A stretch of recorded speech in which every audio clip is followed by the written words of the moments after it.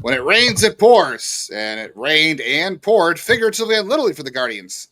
On Monday night, they were shut out for a third straight game as a black cloud seems to be following them on this season.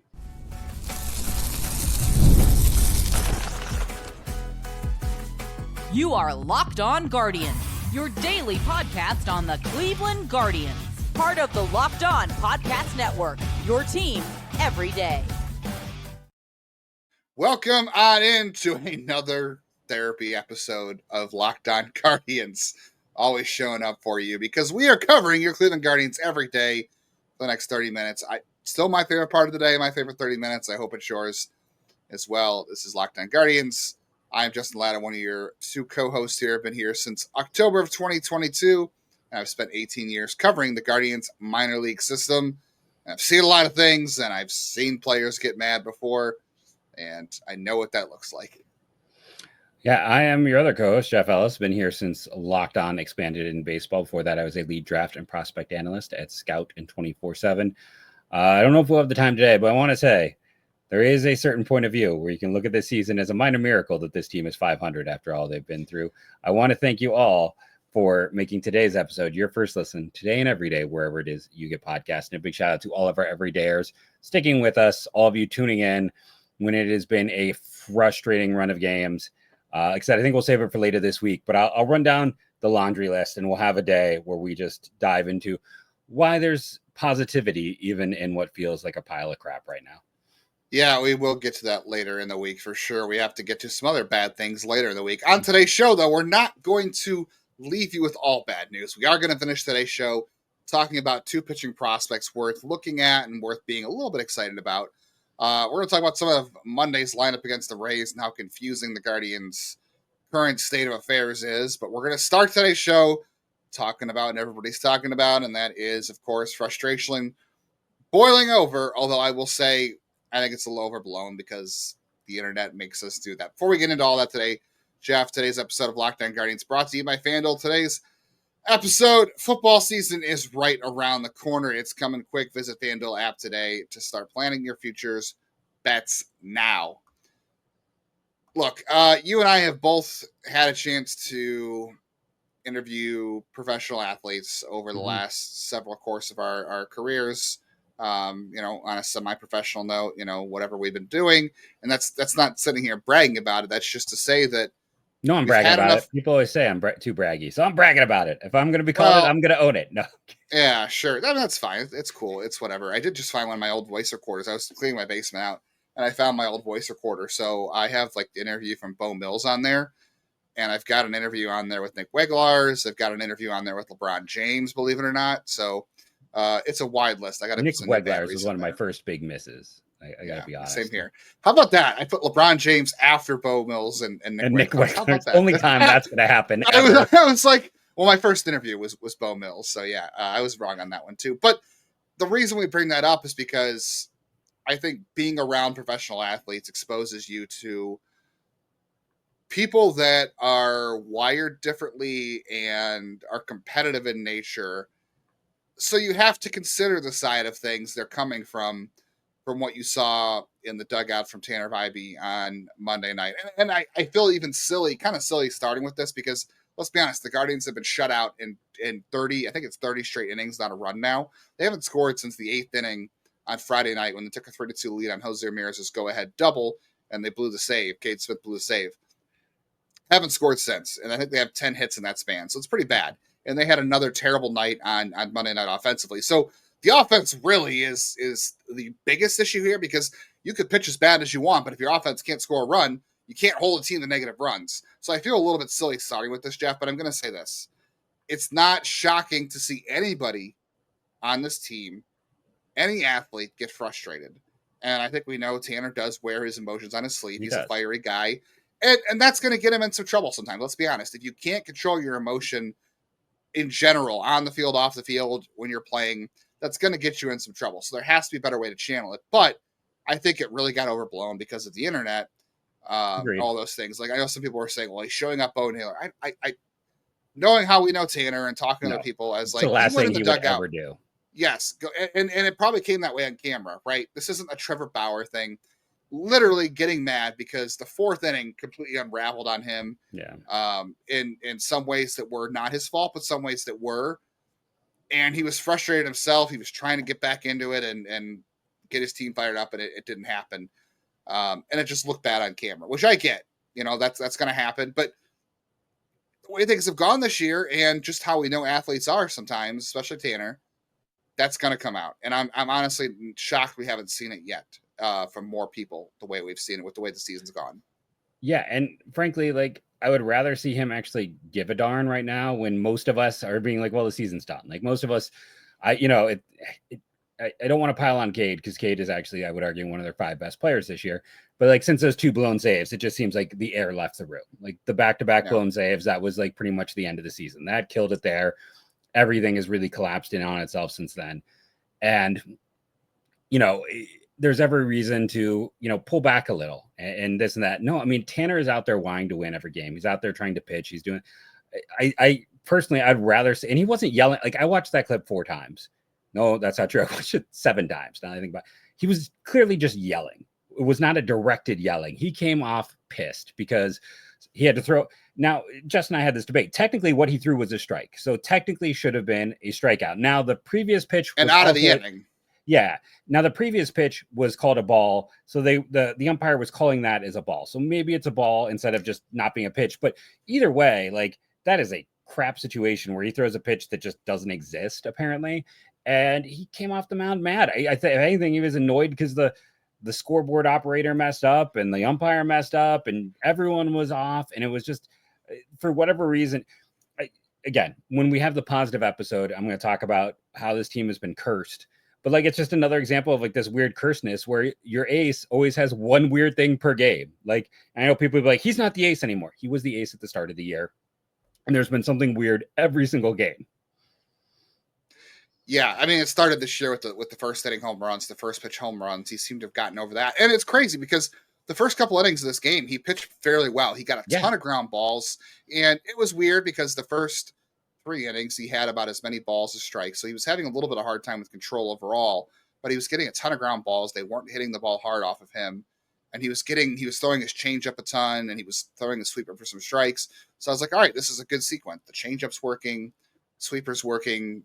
I thought he dialed his fastball velocity back a little bit to regain some command, and that seemed to help him a little bit until the 4th inning. And it's just so, and then these things have piled up on Tanner. And I'm not sitting here making excuses for him too either, but we know how this thing's gone this year. Like the way Vogt explained what happened in the 4th inning was the scoreboard had the count wrong. So the infielders, that Bo and Tanner knew what the count was, but the infielders all thought it was 3-2. Junior Caminero thought it was 3-2, so he wasn't even trying to steal a base. He literally just took off because he thought it was ball 4, and then the throw from Bo caught Jose Ramirez off guard, and that's why he ended up scoring on that play. Like, that's just bad luck. It is what it is. And again, I know people are going to say, stop making excuses for him.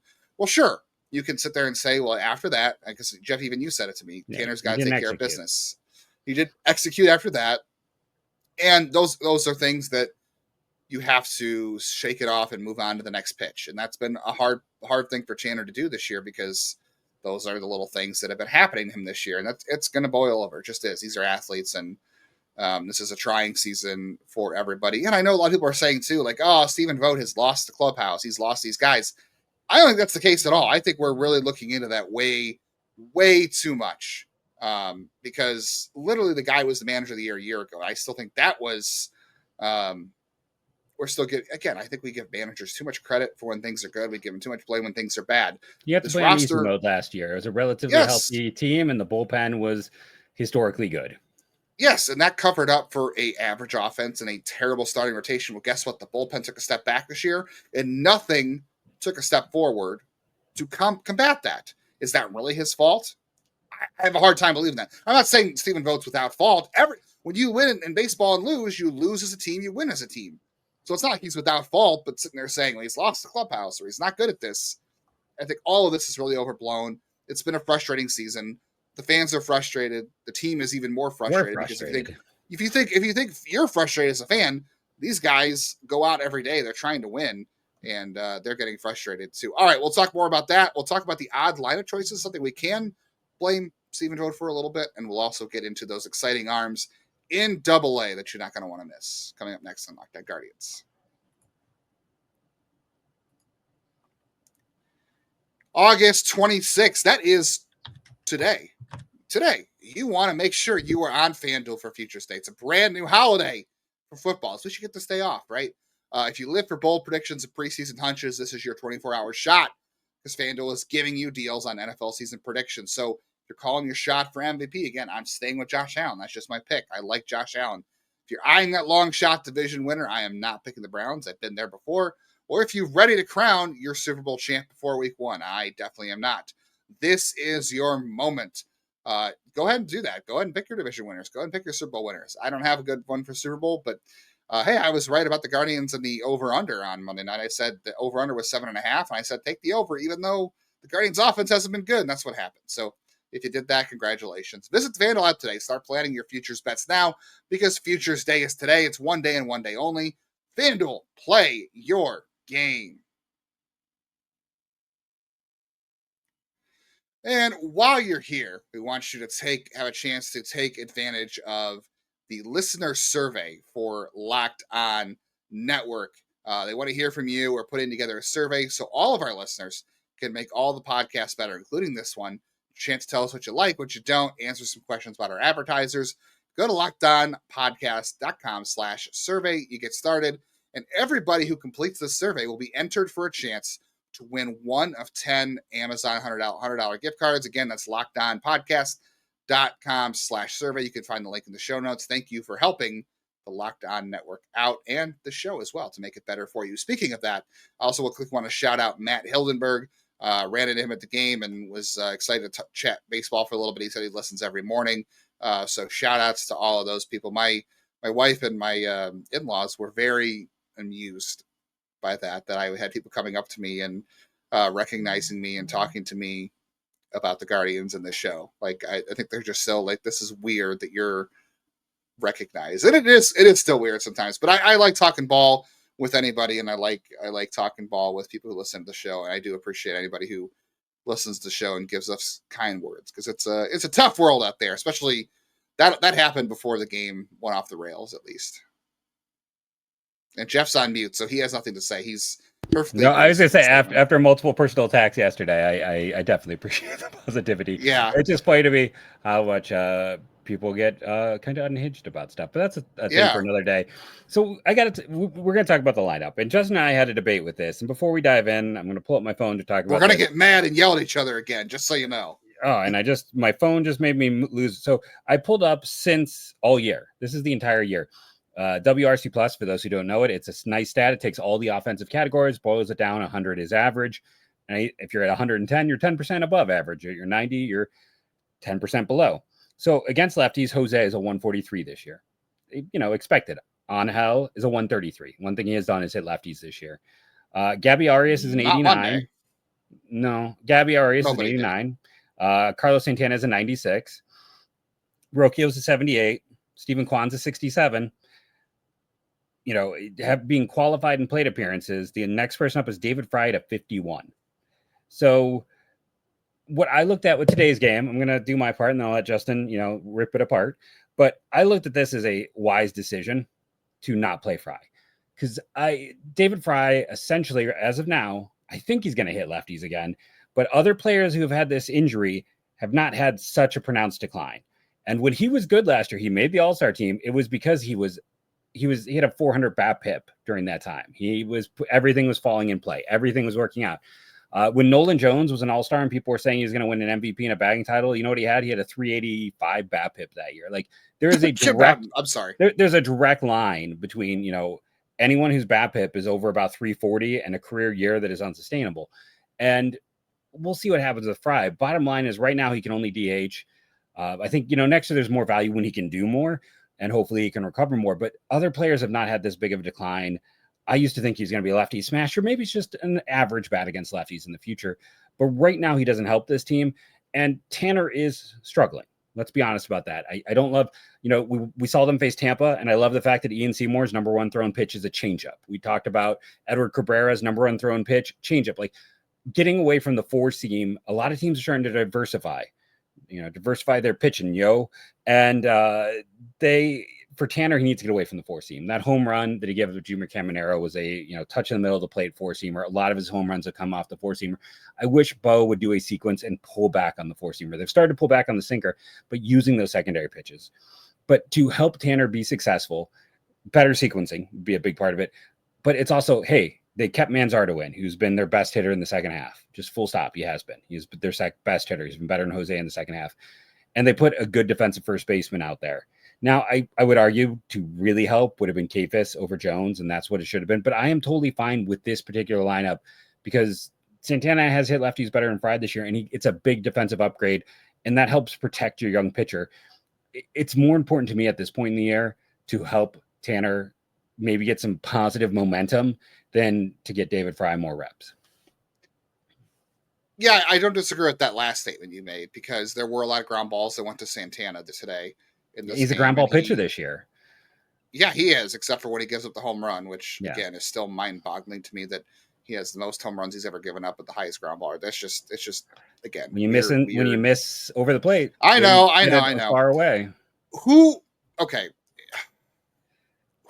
do you think against left-handers is going to hit better today? I guess technically it is Carlos Santana. It is, and Santana's hit well through his career too. He has, but he's been unplayable this year except for May in terms of offense. CJ Kafis absolutely should have been in right field. The Nolan Jones experiment needs to end. It just needs to end. He is not part of the future. He's out hitting Steven Kwan in the second half. And that doesn't matter to me. You know why? Because Nolan Jones is not going to be here next year. He shouldn't be here next year. Steven Kwan has lost himself money this year and probably made himself untradeable. We'll talk more about that tomorrow with how he's played since the month of May. I don't care about Nolan Jones playing at this point. I don't understand it. I agree. It's Kafis over him every day. Kafis and Manzardo should be playing every single day. Yes. Because they represent the most ceiling on this team currently, and they also represent what you're hoping to do next year, which is build a little more offense. And I would argue that David Fry, I know you're saying maybe they cut bait with him next year. I disagree. I think they are very much committed to David Fry. I think this organization likes him. I think they like the ability next year to have him play the third catcher spot, first base, probably guarantees him. But I think yes, and his role regardless. Okay, and I think at this year the team's still trying to win. So if you want to sit there and say we're still trying to chase this playoff spot down, which is getting harder by the day with how they're playing, because you've got to win the series with the Rays, you've got to win the series with the Mariners, you've got to win the series with the Red Sox, you've got to win the series with the Royals, because all those teams are in front of you. So like we said on Monday's show, they still have a shot if they win those series, but it's getting hard to believe they're going to do that. So I can sit there and say, yes, Santana is better offensively against lefties this year than David Fry. So if you're sitting there saying that's our reasoning for playing Carlos Santana and plus the defense, yes, plus defense, I get that. But to me, David Fry is going to be a part of this team next year. If you want to win next year, he has to be the guy that I'm not saying he's going to be an all-star again. He's not going to run what he did a year ago, but I don't think he's going to go full Brian LaHair either. So you need him to hit lefties again, like he has been.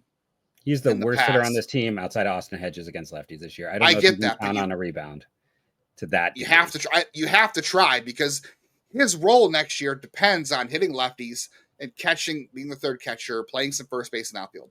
His role depends on that. So if you think that he is going to play a role next year that's going to be valuable to you, you've got to give him the playing time to get him on track and figure it out. And if you're sitting here saying Santana's better right now, I do get that. But again, we're back to balancing, still trying to chase down a playoff spot that might be impossible versus I don't even, it's not about the playoff spot. It's that getting Tanner some success down the stretch is a million times more important than anything that happens with David Fry. I still think because David Fry is part of your future, and you've talked all year about this, that he still needs to play against lefties because, again, that's what you need from him. And it's hard for him to do that on the bench. So then he should be in AAA because he can't do anything in the big league level this year. He's literally the worst hitter on the team. Then fine, do that. That's fine. Let him figure it out there too, but make a choice. You can't sit him against lefties and expect him to get better or rebound from this year, what's going to be a lost year, if you're trying to make him part. I just don't think he's that important. They seem to think so, but they're not acting like it. He's a backup. Which, again, how important is a platoon player? Like, because he's got multi-position. I mean, yeah, he was so important to this team a year ago. He was so good for 2 months, and then he imploded and was a anchor around their neck for the next. And he had a game-winning home run in the playoffs. He had a couple big home runs in the playoffs. Just saying. All right, we'll talk a little bit more about that. We'll get into 2 exciting arms in AA. We promise some positivity on the show, so stick around for that on the rest of today's Locked On Guardians.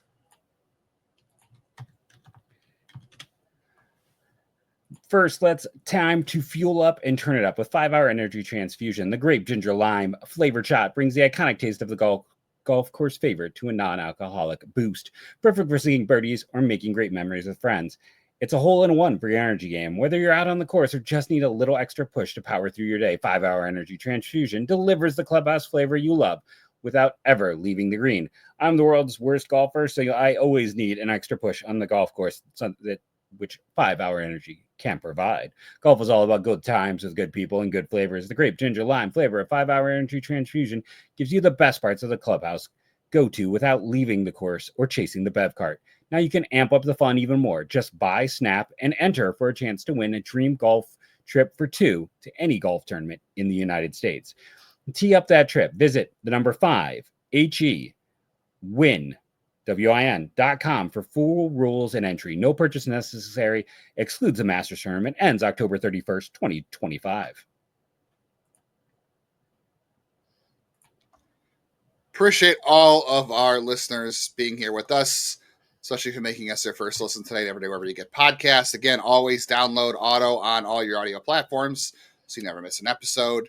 And make sure you check out Justin's newsletter over at why am I blanking on it? I'm tired. It's been a long day. Next year in Cleveland. I get it. Yes. I get it every day. I get Justin's newsletter every day in my mailbox. So I can see if I miss a game by these 2 pitchers we're going to talk about, I'll get the highlights. So if you want to get the highlights every day of the minors, check out Justin's newsletter.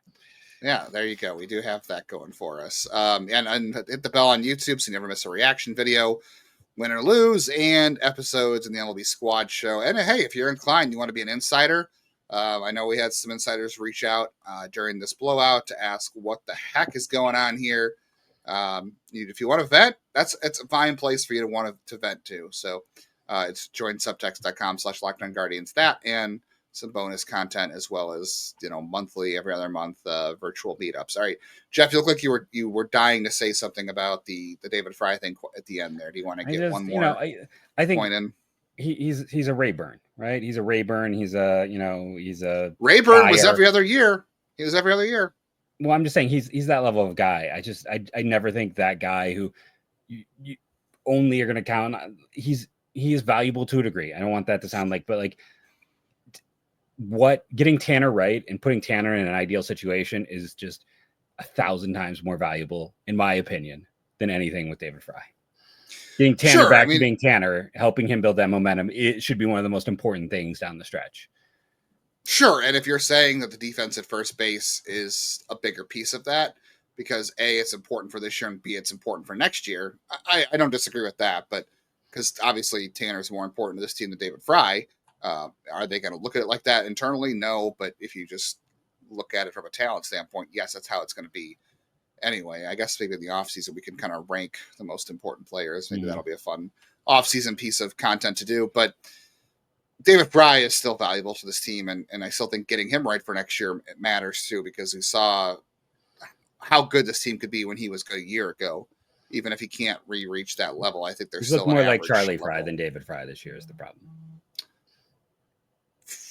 Friesman, probably Fry for Heisman. There was a candidacy there once. I was very happy about all of that. It just did not work out, unfortunately. He was great at Akron, just saying. Maybe David Fry was not good at Akron in his rehab, so I don't know. Let's end this on a positive note. So Khal Stephen, we didn't get a chance to talk about on Monday because we had to wrap up the misery that was the Rangers series in that show. But Khal Stephen made his Guardians organization debut, at least outside of Arizona. He pitched in a Bridge League game in Arizona. If you're wondering what Bridge League is, it's essentially it's a whose line is it anyway of baseball, where That's before instructs, which is like mapped out practice games. And it's after the Arizona Complex League ends. So they call it Bridge League because it's like practice before practice. And those games don't count, and they're made up, and innings can end in 2 outs, so they can end in 4 outs. It just depends on what the teams want to do. Anyway, all I have to say is Khal Stephen pitched in Arizona, and now he pitched in Akron. Looked really good on Sunday. 3 innings, 2 strikeouts, 2 hits, no walks, no runs allowed. Was reportedly about 92, 94 with the fastball overall. So I thought he looked pretty good. I mean, this is a guy we were kind of not worried about. Everybody said that the shoulder impingement was very minor, and I don't think Cleveland would have pulled the trade off if they thought it was going to be anything more major. So obviously he had to pass a physical, and he did. But he looked as good as expected. He threw strikes. All the stuff looked really good. He had a phenomenal change-up in the Florida State League down for Dunedin for Toronto. I'm really excited to see what Khal Stephen does towards the end of the year, and I don't think he'll pitch in the Arizona Fall League because he's at 94 innings now. Yeah. So I don't think they'll do that because Toronto, I had heard from some Blue Jays prospect writers that Toronto was on the verge of shutting him down anyway for the year. So I don't think he'll pitch in the Arizona Fall League. But this is a guy who reasonably could start at AA next year and make his way to AAA halfway through the year. I don't know that he'll start in AA. Yeah, he will for sure. Yeah. He threw 48 high innings this year anyway. So he's ready for AA and he's probably ready for AAA next year if things go well. But man, watching those 3 innings, I got really excited. And I know Bieber pitched really well on Friday, and good for him. Not rooting against him. I wish it could have happened here, but I'm excited to see what Khal Stephen does going forward. That is something to watch the next couple of weeks as they end the season in Akron. I don't think they're going to the playoffs, so there won't be a whole lot of time to see him, unfortunately. But it's something very fun to watch towards the end of the year. No, I agree. There's a reason they targeted him. They don't do a lot of 1-for-1 deals. They did it for Kyle Manzardo because they really believed in him, and they did it for Khal Stephen because they really believed in him. I mean, you go and you they wanted to draft him. Yeah, you look at the Naylor deal. They got 2 pieces for him. You look at Jimenez, they ended up getting 4 pieces. So like they've always loved quantity over quality has been the debate and the argument through the years because they didn't get a lot of top 100 guys when they trade Clevenger, they trade Lindor. So I always say what I say, which is when a team does something unusual for them, pay extra attention. And going for quality over quantity is something they just don't do all that often.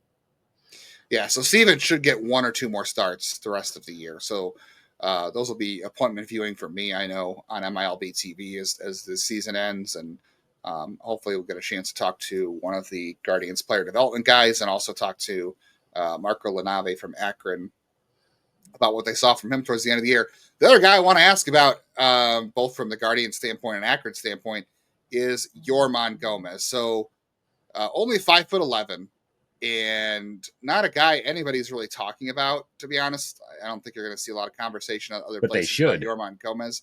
I think there's some momentum here. So last year, Yorman Gomez was like 91, 93, 94 at Lake County. And I remember watching him, and I was like, he threw like 18 innings last year at high A. I think it was like 2 or 3 starts. And I was like, he's okay. He's nothing special. He's just a guy. And this year, man, he has really blown up. He's gotten up to 97, 98. He's sitting 93, 94.